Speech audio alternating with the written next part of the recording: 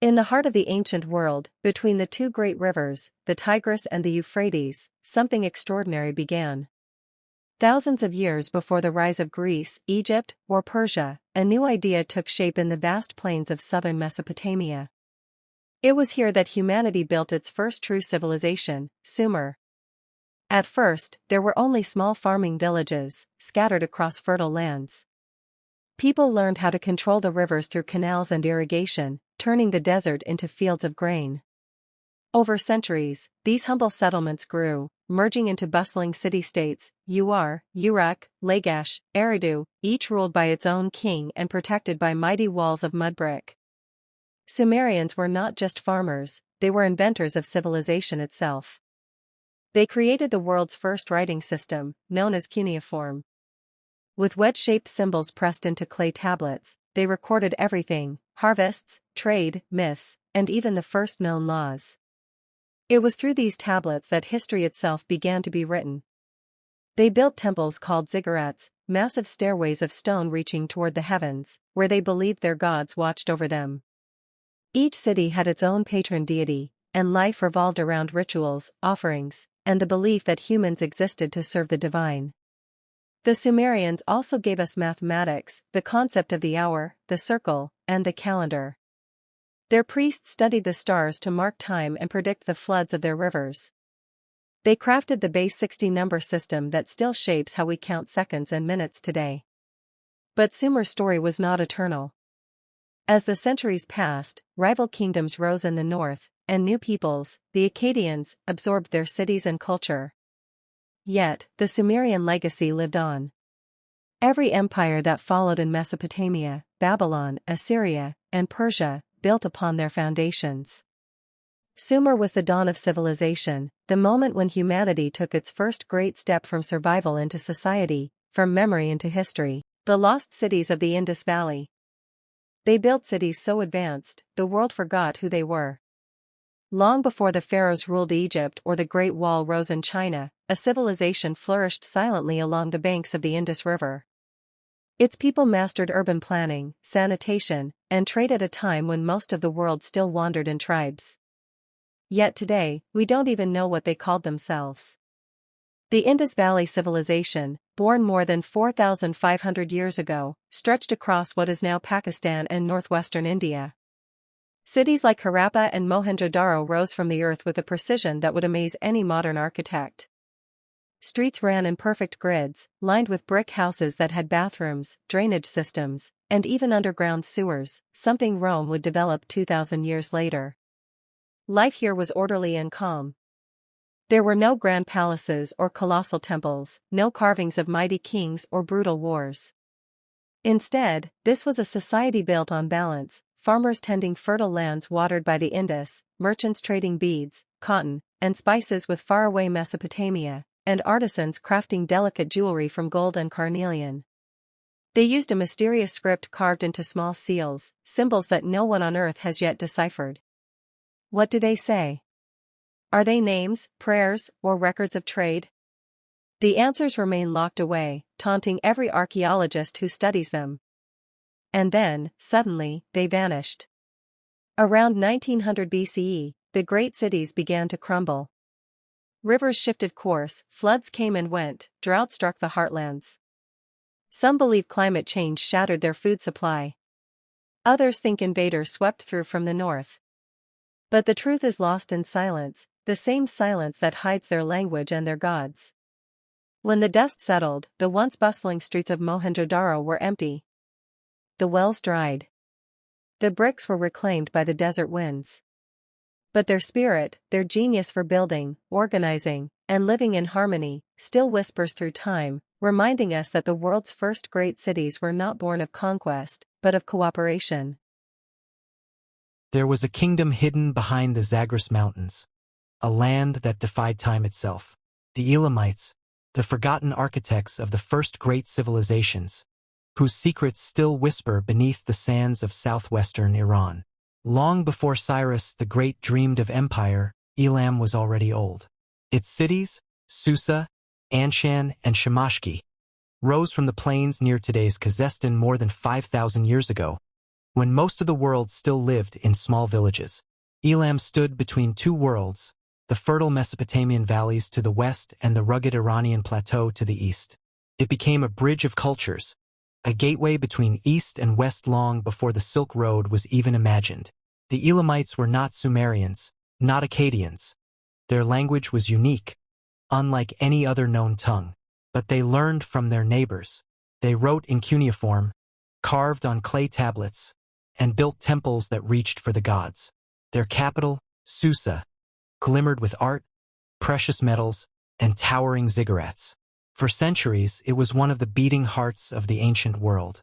But Elam was not a single kingdom. It was a patchwork of states, bound together by powerful kings and rival noble families, sometimes united, sometimes divided, yet always resilient. They traded with Sumer and Akkad, fought with Babylon, and stood against the growing powers of the West.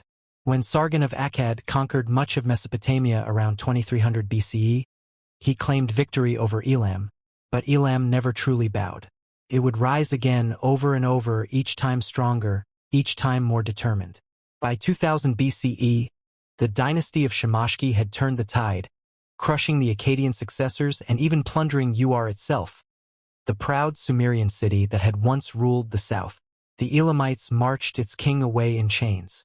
For a brief, shining moment, Elam was the master of Mesopotamia. Centuries passed. Empires rose and fell: Babylon, Assyria, the Kassites, and still Elam endured.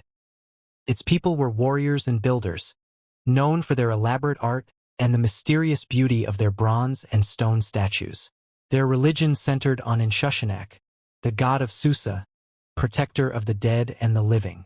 Their tombs and temples carried intricate inscriptions, prayers, curses, and laws carved deep into stone. But power is never eternal. By the 7th century BCE, a new storm was rising in Mesopotamia, Assyria, led by ruthless kings who left nothing but ashes behind. When Elam stood against them, the Assyrian king Ashurbanipal unleashed a war of annihilation. The cities of Elam burned. Susa was looted, its temples destroyed, its gods dragged away. Ancient texts say, "The noise of men and beasts I made disappear from its lands." Elam vanished, or so it seemed. Centuries later, Cyrus the Great rose from the same land, building his capital on Elam's ancient soil. Their language became part of Persia's empire. Their spirit never died. Remember Elam, the silent ancestor of civilizations, the first great power of Iran. The rise and fall of First Empire of the world.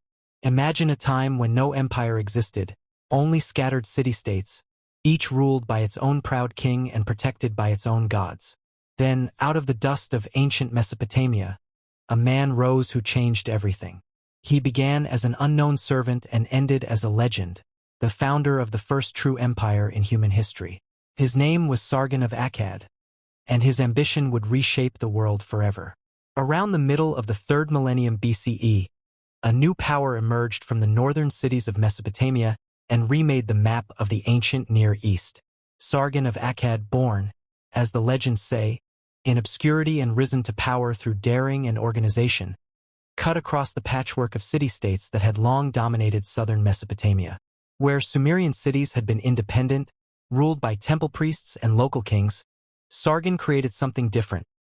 The first great territorial empire known to history, centered on the city of Akkad, Akkad, and stretching from the Mediterranean trade routes in the west to the Zagros foothills in the east. Sargon's innovation was both military and administrative. He forged a standing political center that could project force beyond its immediate hinterland, maintaining garrisons, securing supply lines, and establishing loyal governors in conquered cities. He spoke a Semitic language that later scholars call Akkadian, but he ruled over a majority Sumerian population and adopted many Sumerian institutions. The result was a hybrid imperial culture that used Sumerian cuneiform writing for administration while gradually spreading Akkadian as a spoken and written language across the region. Under Sargon's heirs, especially his grandson Naram-Sin, the empire reached its high point.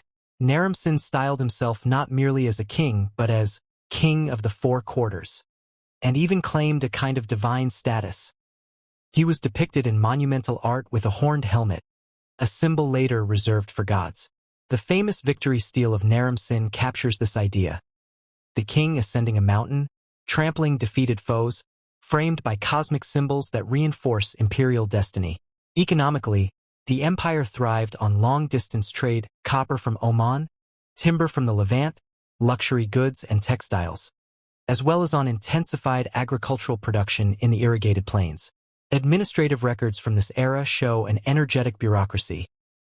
Inventories, rations for soldiers and workers, temple accounts, and legal decisions that kept the imperial machine supplied and functioning. Culturally, Akkad was a melding point. The Akkadian language and Semitic names spread into the south. Sumerian literary, religious, and administrative traditions continued and mingled with Akkadian elements. The scribal schools wrote in both languages. New gods and old deities were fused together, and artistic styles blended Sumerian realism with northern motifs. Innovations in law, record-keeping, and governance set patterns later empires would follow. Yet the empire's strength hid deep vulnerabilities. It covered diverse peoples and ecologies. Its communication networks were long for the time, and maintaining distant garrisons and governors required immense resources. In the generations after Naram-Sin, the center weakened. External pressures, nomadic or semi-nomadic groups such as the Gutians from the Zagros, pushed into Mesopotamia. Internal strains, local rebellions, and the difficulty of sustaining centralized control across a vast territory further frayed imperial cohesion. Some scholars believe climate played a part. Evidence suggests a severe drought hit Mesopotamia around this time, drying up rivers and wrecking harvests. Starving cities rebelled. Grain shipments stopped. The empire's structure, once so strong, crumbled from within, and finally Akkad was gone. But Sargon's idea endured. The concept of empire, one ruler claiming authority over many lands and peoples, was born in Akkad and passed down to the Assyrians, Babylonians, and Persians. Akkadian became the language of diplomacy, and Sargon's legend inspired kings for more than 1,000 years. The story of Akkad is more than history. It's the moment humanity first learned how to build, rule, and lose an empire.